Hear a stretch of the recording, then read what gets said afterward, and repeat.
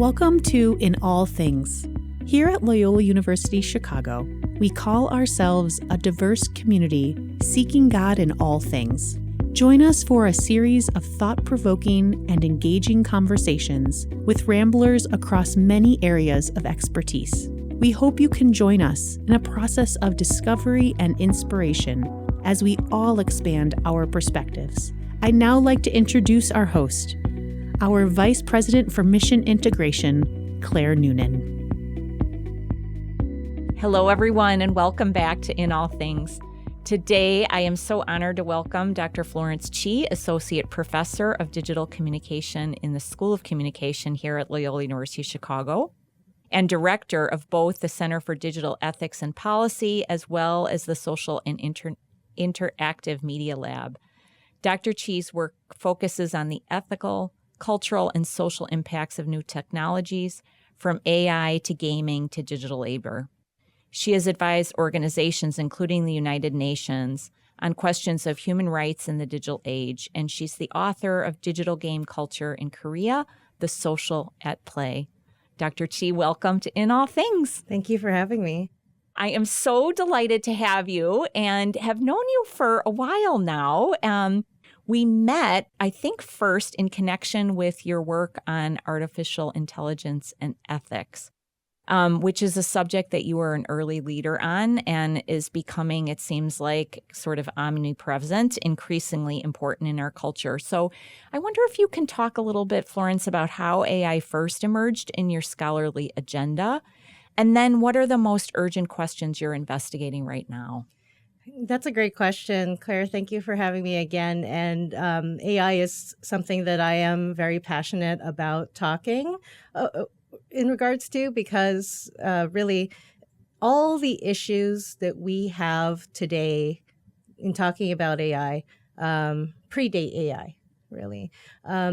I come at it from actually exploring game culture. A lot of my research over the past couple decades have had to do with why people adopt technologies, how they use media, and in the communication sense, why they use all these various technologies, what roles these technologies play in their lives. Where AI came knocking was really the role of data and data being used to train AI. And what we think of as AI now, what are we talking about exactly? Are we talking about generative AI, which are, things like ChatGPT, all the chatbots? But what we're really addressing here is kind of all the original problems and social issues that arose out of data, right? Like how we're actually collecting data is a privacy issue. And privacy is a human right. How we collect data from people who can't consent, vulnerable communities like children, the elderly, they are all emitting data. And this is something that I also impart to my students. They largely come into classes like digital media ethics, which I teach, for example, and they leave extremely aware of the ways they emit data, how data is collected from them, and possibly the terms that they've signed on to. Like every day, being a Monday morning, when we wake up and we check social media, we're immediately confronted with a contractual agreement in the apps we use. It asks us, do you agree to this multi-page long set of text in legalese? And so I'm largely drawing attention to their everyday lives and actually how we are all playing a role in training AI now. And, talking about the culture and technology and games, where we started seeing gamers as objects of analysis, of databases, places where we can extract data. I started to feel somewhat, awkward about this, and it became more and more of an ethical issue. And this was back in the age of big data, when we were very much falling in love with the idea of more and more data and a greed for data, because the more data we collect, the more powerful we could be, right? If we collect more data about people's everyday habits and patterns, this is what has led businesses to be really seduced by predictive analytics. So, for example, businesses could predict how many chicken wings they should order when there's Super Bowl, right? Right. And things like that, very, very, common sense by now. Data collection patterns. This is why research is so important. It's the design of how we collect data from people. However, with that collection, there's varying levels of consent. Sure. Varying contexts where there is kind of an expectation that we perhaps not collect that data. And, I've been interviewed by various organizations talking about even prayer apps, right? When you're having a conversation with an expected audience, how is your data being mined?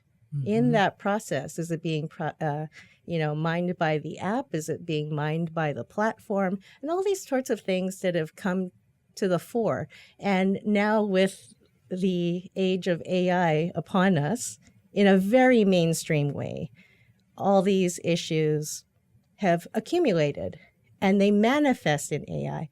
AI is just drawing attention to all these old issues, actually. And so this is the continuity in theory and practice that we try to talk about in communication and advising on policy, and especially with government decision makers nowadays. They rely on people at the forefront to talk about these issues in a way that they can find utility in. So as this issue, especially around privacy and data mining, has evolved, have the ethics around that also evolved? Are there layers of ethical questions that have emerged? Or do you feel that we've sort of as a culture just come to accept this lack of privacy maybe as a feature of modern life that we no longer really are asking ethical questions around? We've sort of ceded our privacy. Yeah, this is the age-old saying of, like, if you've done nothing wrong, you have nothing to hide. And so we immediately think of surveillance issues when we talk about this. But the truth of the matter is that surveillance is everywhere. And the intentions of that surveillance can be left quite vague and murky. And so ethics comes in these gray zones, right? It's not a binary, can we or can we not, like a 1 and 0 that digital especially is given to. But we need to talk about ethics because it specifically talks about what we should do. And so increasingly my role in these social and technical spaces is to work with teams of computer scientists and engineers as they are imagining certain expectations, certain designs of technology, certain ecosystems, that it could be something as simple as saying, should we collect that data? How long should we collect that data for? And of course, ethics goes into policy, right? And policy has somewhat more stability, but this is leading to guidelines, leading to law. Right? Law has the most teeth, so to speak, in compelling people to do things in a certain way. But law is also changing. And so this era needs all of us really to talk about the fundamentals and cultural, social values that underlie undergird everything that we do, including form hard and fast laws.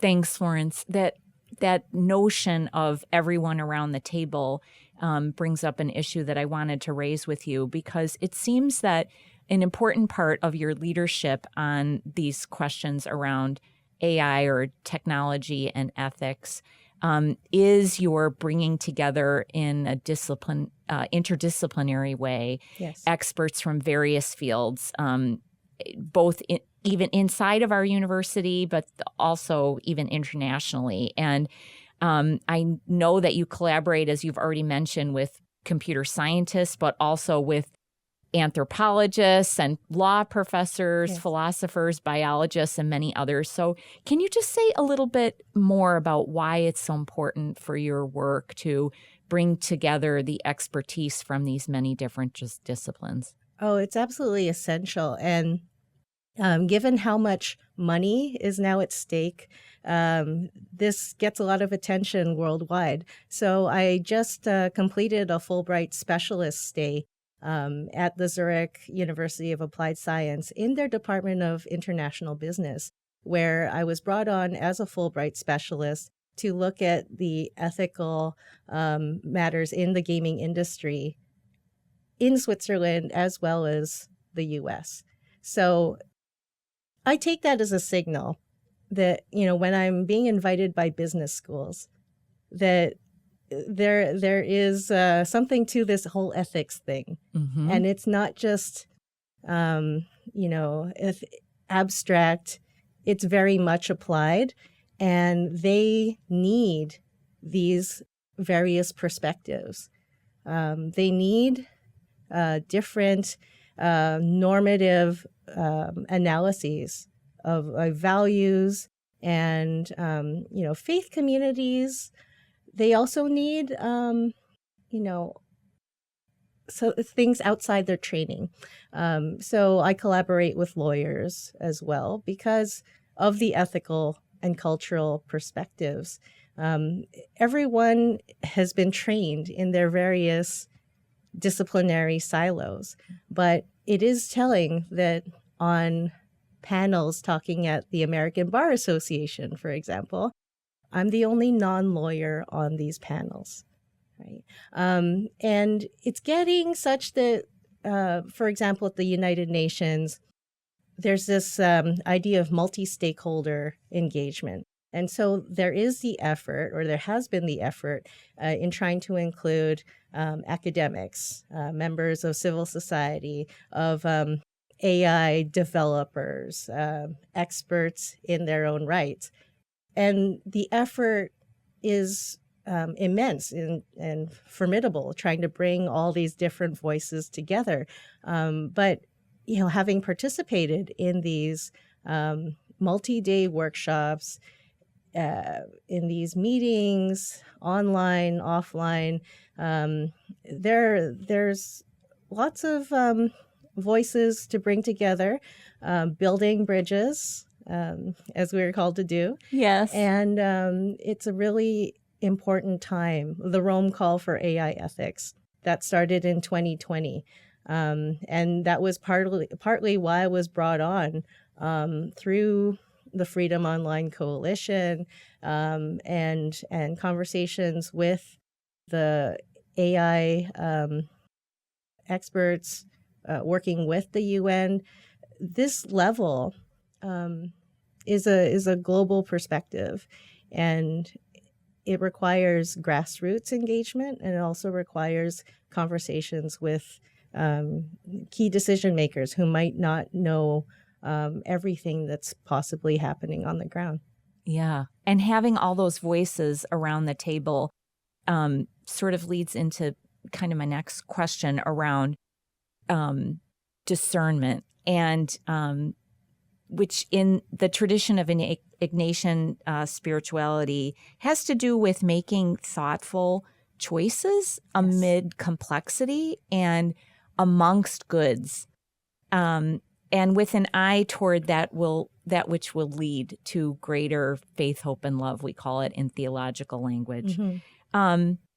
So can you say a little bit, Florence, in this complexity around digital ethics, around ethics in AI, how do you help individuals and organizations to discern properly in this dynamic change that is happening? I love this question because it really drives the value of being at a Jesuit institution home.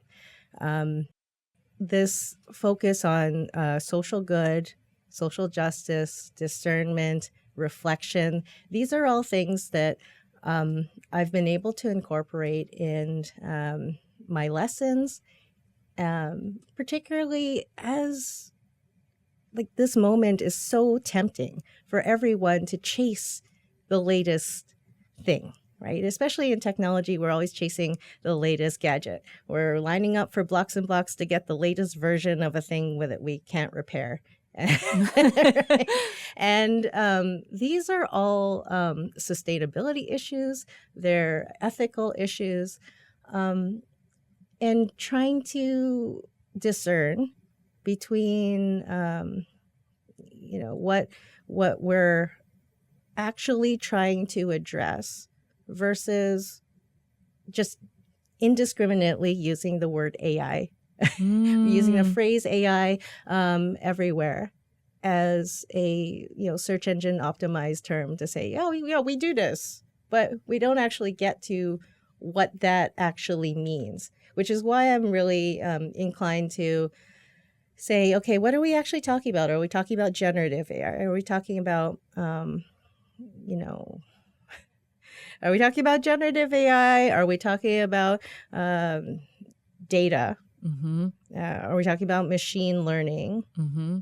And we give AI too much credit, too much sway, and we're all too quick to delegate what makes us human, all the joy and all the labor and actual suffering that might help us become wiser in the interest of feeding this gaping maw.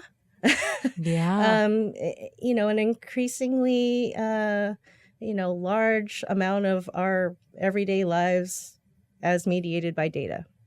And it is something that at a Jesuit institution, I feel we can, and it's our duty to kind of take a step back and say, wait a minute, let's be judicious about what kinds of technologies we're actually using and for what purpose. What would be better in the place of this technology, perhaps, right? And if I were a business and I was selling a product, of course I'd want to get people to use it, no matter what, even if it was just marginally suitable. Yeah. But in academia, I feel that we should expect better. And when our students are learning how to make decisions, how to foster their own sense of discernment, it's really important to get them to think about, well, what are the ethics of this decision? How does this affect the environment? Yes. How the medium is the message, again. And so, what am I communicating in my use of AI? Yeah. How is that being communicated? I mean, it sounds like one of the things you're trying to do, at least with your students, but maybe in these consulting agreements and with your fellow scholars, is even to step back and get people to realize that they are making a decision and not simply to be swept up in a fast-moving tide that is bringing them along as in a manner where you're just expected to use these technologies. Right. But to actually slow down to see you are making a decision here. Mm-hmm. And there are multiple options and there are far-reaching implications. And what is it that really you might want to do if you slowed down? Yes. And, taking a service mentality to that. Many of the organizations that we've talked about are organizations that I volunteer at. And so I find it's important work that coincides with my overall pursuit as a professor in this area. Yeah. And that's what keeps me going. I'm able to, through this work, talk to many different types of people all over the world and, find out about their perspectives and even maybe give some good advice once in a while. and that's super gratifying. And to see where the rubber hits the road, where it makes a difference in various community contexts is also very gratifying. Yeah.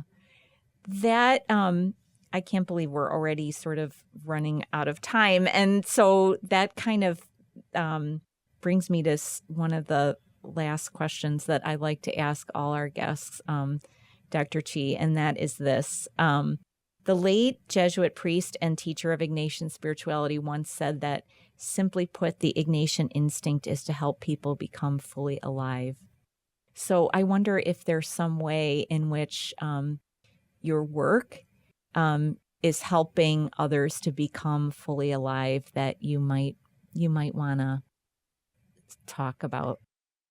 Well, I read that with all this technology that's around to help us, that our workday and the hours we spend working would decrease. I think there was a Danish study some number of years ago that, we would perhaps have 25-hour workdays and the rest would be our leisure time. And that definitely hasn't happened.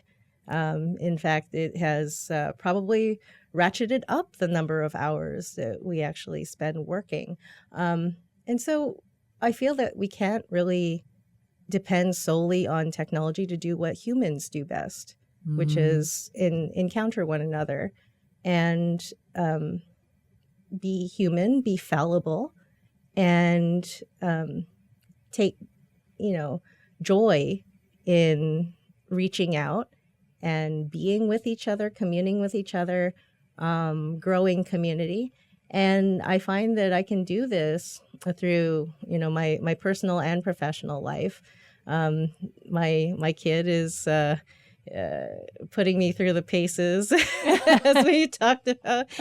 He's 8 now, but seeing him interact with games, technology, and trying to see the world through his eyes is really enlightening and does inform my work on, what vulnerable communities are facing with all this technology upon us and being foisted upon us, and also championed in various circles, right? Like, who is left behind ultimately? And I feel like, every spark plug is being lit right now, especially when you enter the conversation in AI, right? And we have work, we have play, we have rest, and it's all data. And what we do with it and what others do with our data is, it manifests every day to me. And I see the ways that we trade in these bits and bytes. And so if I can help and, have conversations with people, initiate dialogues. This is part of what I really love about the center, and being able to say, hey, you have an interesting perspective. Why don't you come give a talk at Loyola? And people are very happy to visit us here in Chicago and talk about the most important issues of our day. Thank you, Dr. Chee. It was so wonderful to be with you, to have that moment of companionship and conversation, not to just rely on the bits and bytes, as you say, but actually to meet one another and likewise do this important human work of dialogue and conversation and watching out for those who are most vulnerable to that mining, to make sure that their wishes and their well-being is protected. So thank you for your good work and for the conversation today. Happy as always. I also want to tell our listeners that you can find In All Things on Spotify, YouTube, which was probably being collected, that whether or not you listen to us, as well as on the Ignatian Heritage Month website at Loyola University Chicago and wherever you get your podcasts. I'd like to thank my whole team at In All Things, Kayla Cooney, Clemisha Richards, and our colleagues in the University Marketing and Communications Office. Until next time, keep seeking God in all things.